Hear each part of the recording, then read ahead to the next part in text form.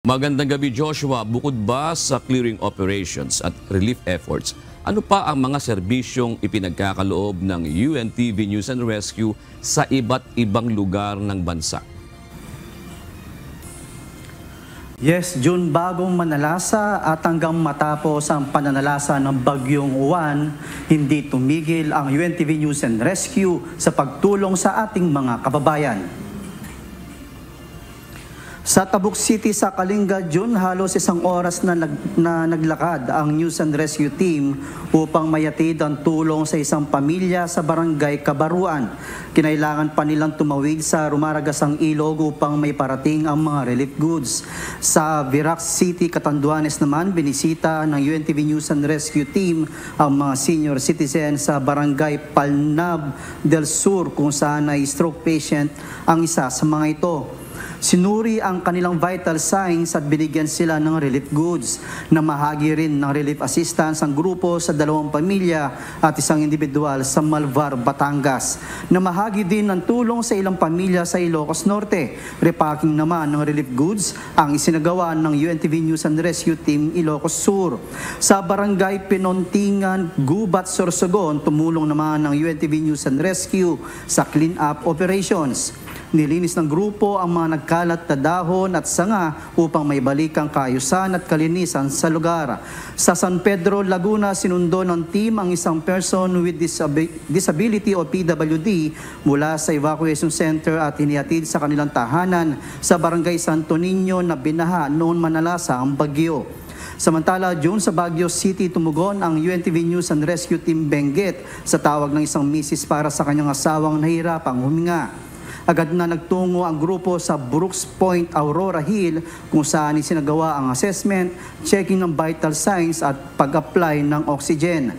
Napag-alam ang dialysis patient ang lalaki na dumalaw lamang sa kanilang kamag-anak at hindi makauwi dahil sa masamang panahon.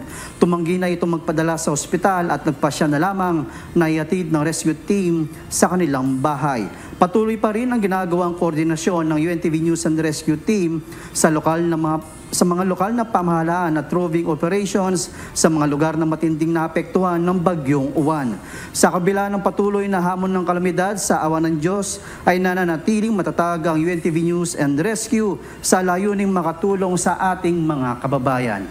At yan muna ang update mula dito sa UNTV News and Rescue National Headquarters. Balik sa iyo, June. O Joshua, sa ating pong pagresponde, ano ang mahalagang lesson na ating natutunan, gayon din naman yung mga kababayan natin sa pagtugon dito sa kalamidad na ito?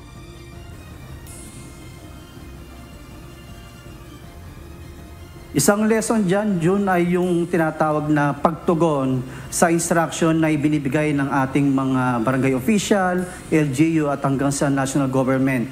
Dahil dito sa pagpasok po ni Bagyong Juan ay nagsagawa po sila ng preemptive evacuation. Sa mga ganung pagtugon ng ating mga residente ay naiwasan po natin na magkaroon po ng pinsala o mawalan po ng buhay sa ating mga kababayan at maging yung pong magbuwis po ng buhay ang ating mga residente dahil hindi po sa tamang pagsunod doon po sa ibinababang instruction po ng ating mga barangay officials hanggang sa national government, June. Sa part naman natin bilang mga responders, ano naman yung mahalagang lesson sa atin ito?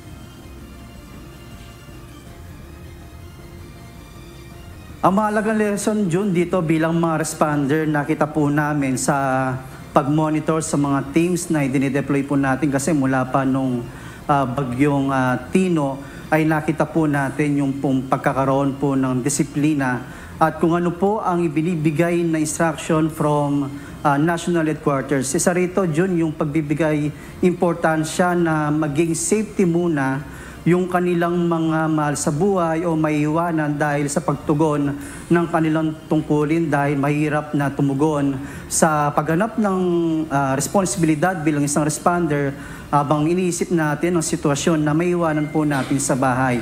At isa pa rito, June, ang lesson na nakikita po natin bilang mga responder ay ang pagkakaroon po ng maayos na koordinasyon. Kagaya ng ginagawa po natin sa UNTV News and Rescue ay nakikipag-ugnayan po tayo sa mga LGU, DRRMOs o kung sino mang mga lead agency sa mga sinasagawa po nilang mga activity lalo na dun sa preemptive evacuation. June. Maraming salamat, Joshua Antonio.